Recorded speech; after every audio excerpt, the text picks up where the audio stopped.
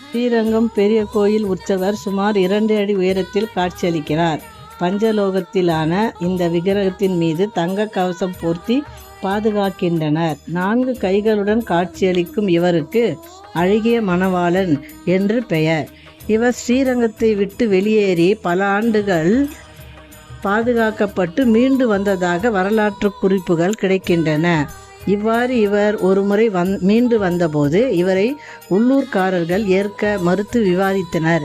இதையடுத்து பார்வையற்ற ஒரு மூத்த சலவை தொழிலாளியால் அடையாளம் காட்டும்போது இவருக்கு நம் பெருமாள் என்று பெயர் வந்தது என்பர்.